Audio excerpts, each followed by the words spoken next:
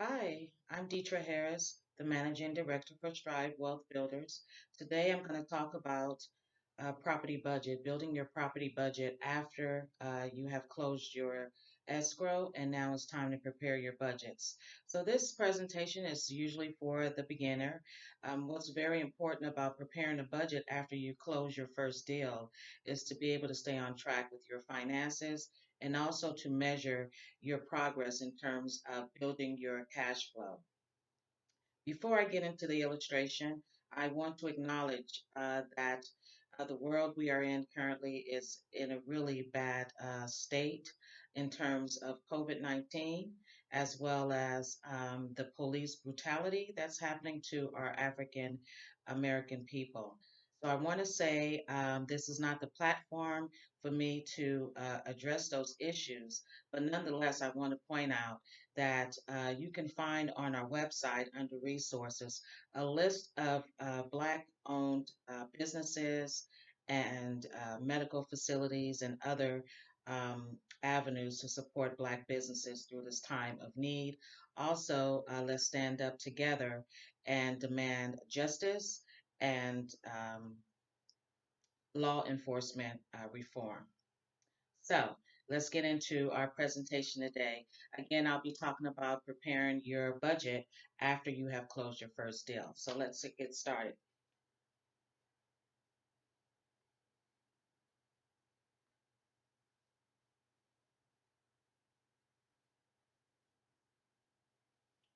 Okay, again, so why is it important to prepare a property budget?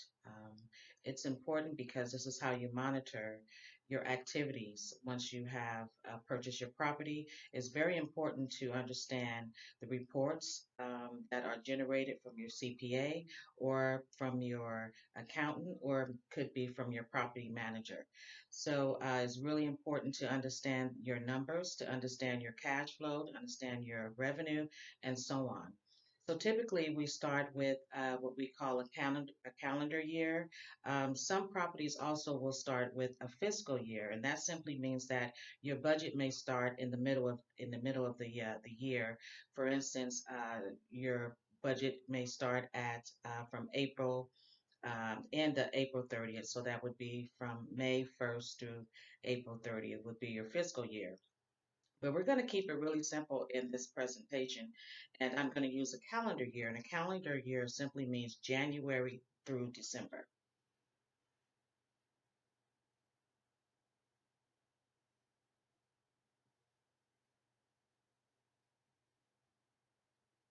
One of the things that's really important before you close your deal is to make sure you review your profit and loss statements. That is usually provided by the seller or the seller's agent. You usually want to look at least 2 years of your profit and loss statements. That will give you a really good idea of the activities, financial activities of the property, and it's a good tool to use to project and to prepare your budget moving forward. So what I'd like to do is usually I like to look at we're in 2020, so I would look at hopefully audited financials. A lot of times you will not get audited financials, but it's always great to get audited financials. So I would look at 2020, I'm sorry, 2019, and then I'm also going to look at your 2020 budget, and then we're going to project out the next year budget, which will be 2021. So why is this important? Your 2019 audited financials, which give you actual numbers that you can see to really measure how your property is performing. And sometimes you may not have an audited financials, but usually the seller's agent or accountant will provide you with the financials, and it should be actual numbers. It's also a good practice to look at any of the bills that's associated with your property prior to your closing so you can get a really good idea of what the cost will be and what you're going to incur once you do close escrow. Now, once you close escrow, this is your property. It's all on you. So it's really good to do your due diligence before you close your property. Now, you have the property, you close the first deal. So what you want to do, you're going to review your 2019 actual numbers, and so you can get a feel for leading into year 2020. Now, for instance, if you just close your deal and we're in June, that means you're going to have to also look at from January through the end of May financials that should be provided to you from the seller's agent or directly from the seller or an accountant or CPA. And then you're going to project out from June through the end of the year, December, of what those expenses would look like. And then we're going to project 2021. The first thing we want to look at is your revenue, your rental income. What do you have coming in?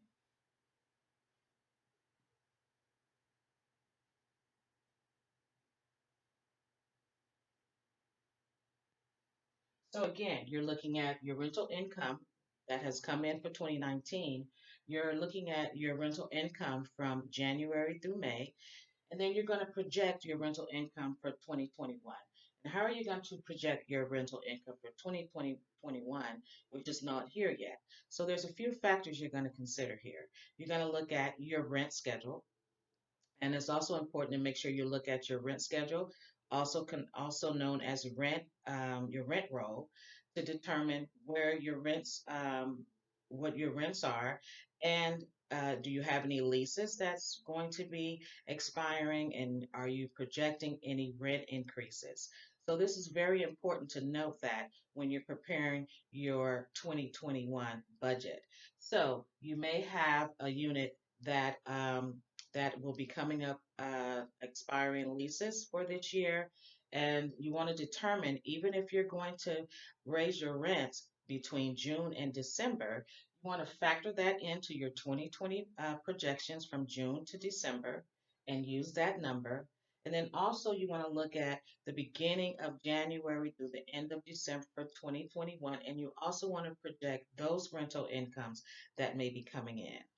So there's some other factors that play into your rental income as well. We have to make sure that we also include a vacancy loss. If you, after you close escrow, if you have a vacant unit that needs to be rented, you want to determine how long is it going to take on average to rent that unit out, and you want to project that all the way out to the end of the year, as well as 2021. Specifically, if you have some more than one or two vacant units that you're going to renovate, you also want to project when will you actually start incurring and collecting rent on those vacant units. So that's very important to note in your rental income projections here. So I'm going to do less vacancy.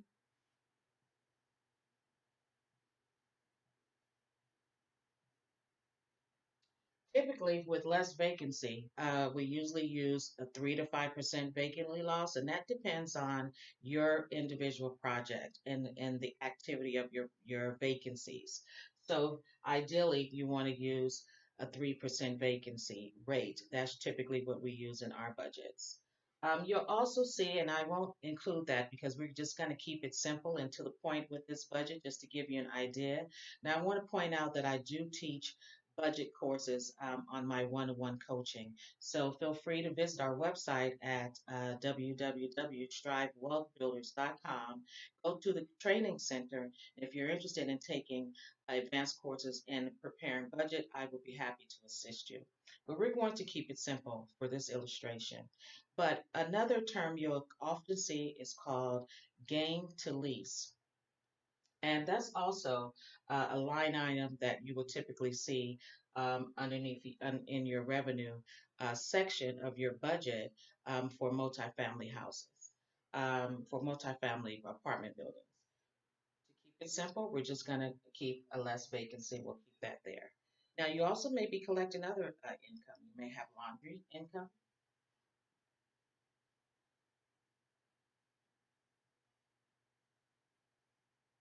You may have parking income.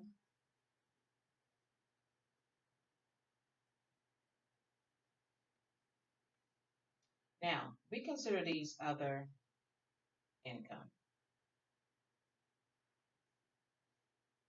So that's very common also is to have laundry facility and a parking income as well. So you might want to make sure that you include those numbers in there. Now again, I'm not going to use this term in this particular illustration, but another term that you will often see, sometimes you'll see bad debt income. That's mean. And again, you'll look at your 2019 and you'll see what is common in terms of your collection activities for your property. So bad debt means that you're collecting bad debt on a tenant that perhaps have moved out and owe you money, and so you're collecting on that money. You may also see other charges such as NSF charges, non-sufficient fund charges, late fees. Also, you'll see those types of income line items that you can also build in. Now, that's not something we want to see as landlords. We don't want to see a lot of NSF charges and late fees, but it happens, and especially when you have a larger property, um, 16 or more units, you will often have that line item in your budget. Or to keep it simple, we're not going to include that here. So there's another term you'll also see after you calculate your rental income, and you're gonna subtract your less vacancies. You're gonna come down to your total here, your total rents. You will also see a common line item.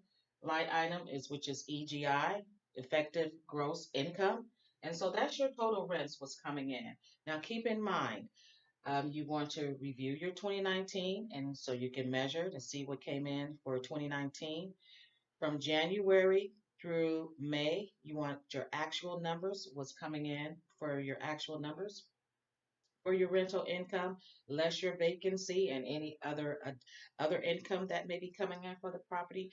And then you're going to project out from June to December, and you want to include that number in here, right? And then you're going to look at your trend. You're going to say, well, for the last 3 years, what was my trend? Okay, and what type of rent increase can I expect for 2021? And then you want to make sure you add those numbers into your 2021 budget. Okay, now we're going to move on to your expenses. So after you have calculated your rental income and you're pretty much clear on your budget for your rental income, which is also considered rental revenue, you're going to now identify what your expenses are for your property. So we're going to talk about your expenses.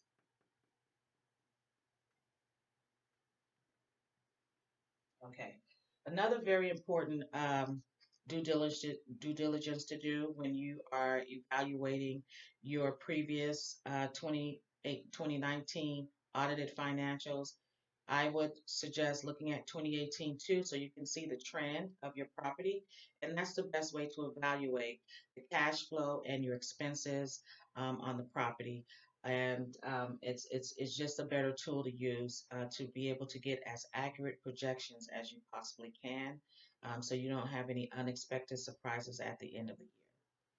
So I'm going to go through a few of expenses that's very common when you purchase your first property, but there it could vary, and it does vary depending on the location, depending on what expenses are necessary, and what the responsibility of the owner is in terms of expenses, and what the expenses are in terms of the resident. So some of the residents will incur some of the expenses. Sometimes what's very common is some residents would incur some utility expenses that the owner is not responsible for. That's pretty common.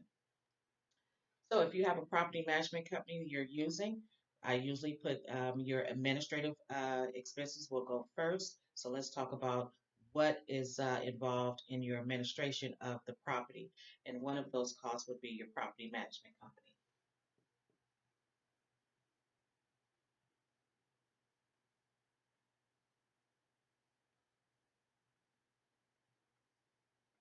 Now, usually a property management company will charge you a percentage of your collected rents, and then that will be their fee that they'll deduct um, before they send you your check at the end of the month. So other administrative expenses would also include office supplies,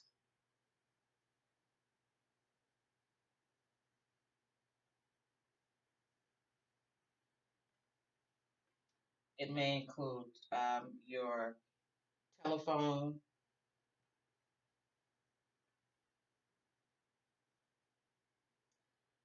It will also include any, if you have an employee. So if you have 16 units or above, I know in California, it's mandatory that you have representation that lives on the site. So it may be payroll. Okay. And so you have a series of other expenses that may also be included as your administrative cost. One of the very common areas that I see missed a lot is that we love to give uh, Christmas cards and other bonuses to our employees and to our residents, and a lot of times we miss that line item. So make sure you build in all of the expenses that you could possibly incur for your property. And once you have done that, then you want to look at your repair and maintenance, right? Your operating and maintenance costs. So you can look at R&M, we say repair and maintenance for your property. You also want to include your taxes, your insurance, okay? Very important to include those costs into your expense line items, as well as if you're contractors. So if you have landscaping vendors, if you have pest control, any professional services and contracts that you have that's necessary for you to maintain your property, you want to make sure you list that in your expenses. So I'm just going to put a line item here for professional services contractors.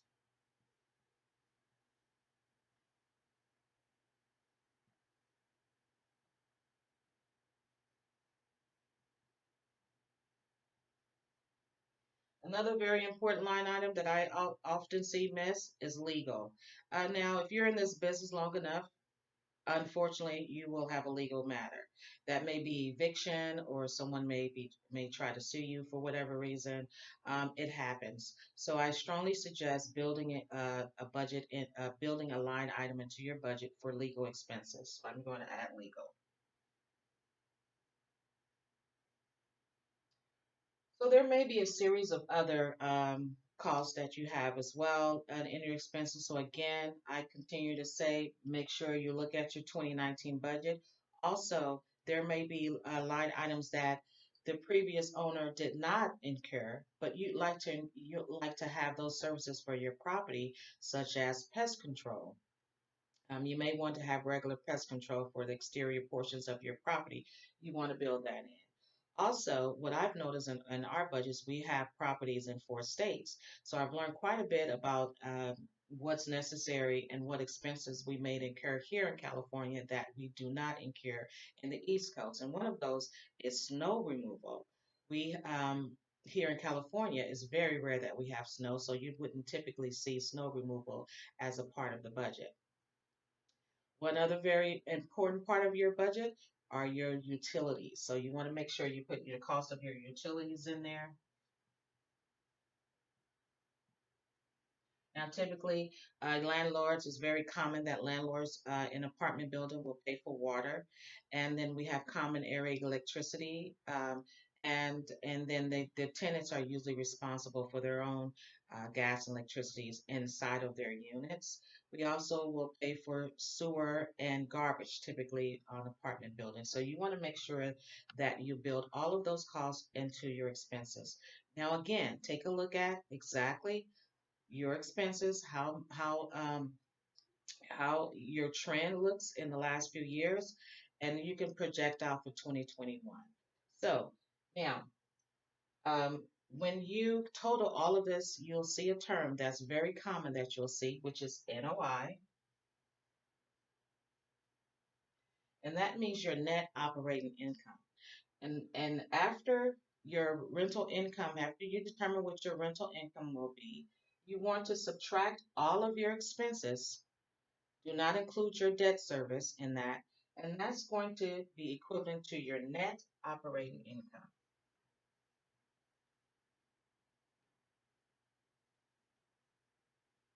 Now, why is that important?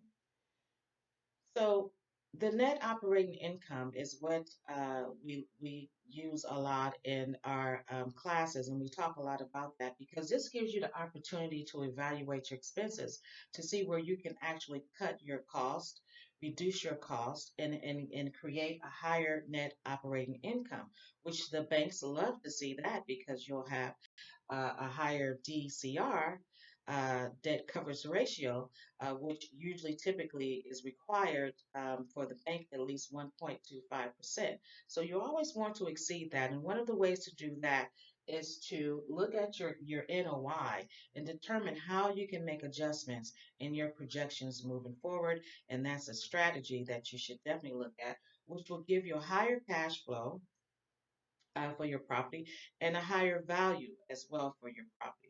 So those are the things you want to see. Now, we've gone over your rental revenue. We've talked about your expenses on the property, and which is going to come to your NOI, which is your net operating income. Now, then after that, after you determine what that looks like, then now you want to look at your debt service.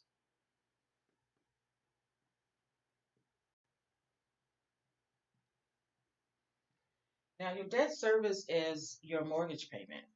Okay, it might have other factors in. It might be your interest. If you have an interest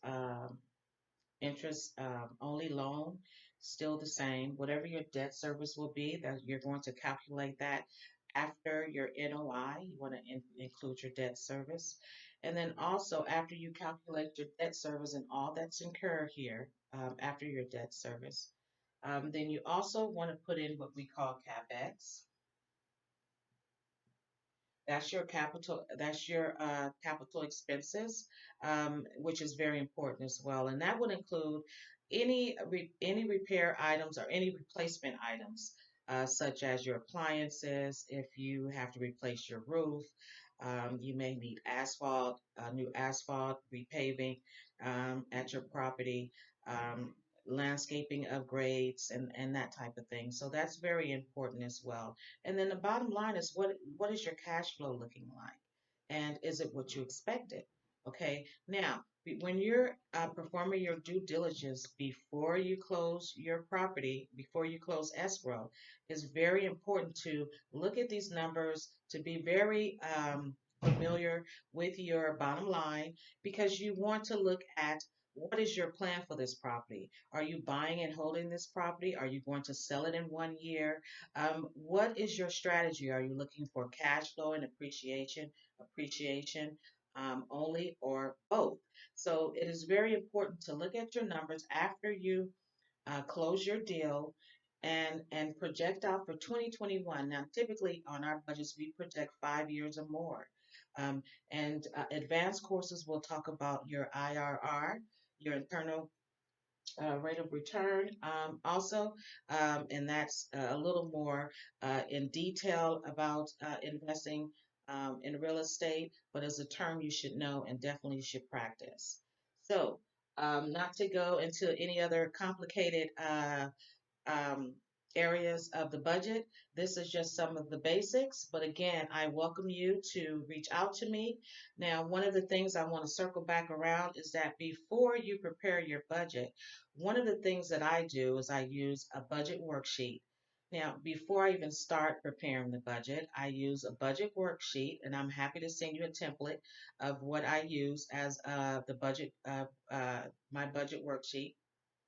And that simply identifies what are your expenses on your property. And it gets you to thinking and even a little more clearly.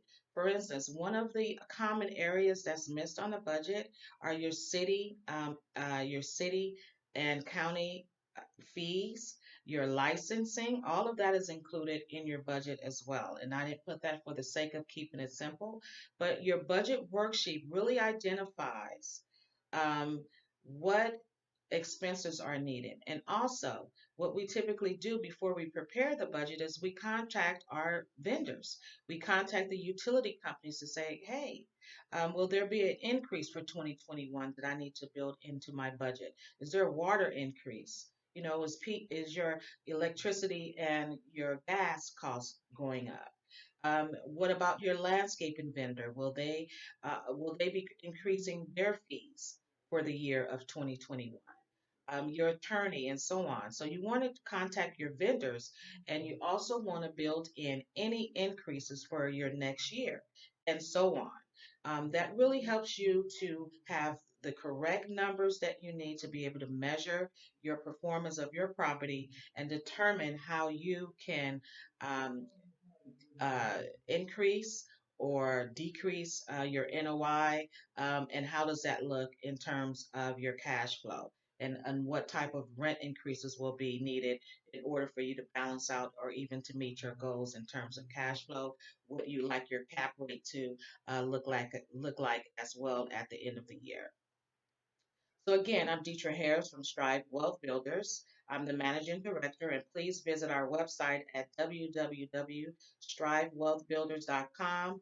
We are a business club for real estate investors, and we also offer training, one-on-one sessions and training for the new beginner.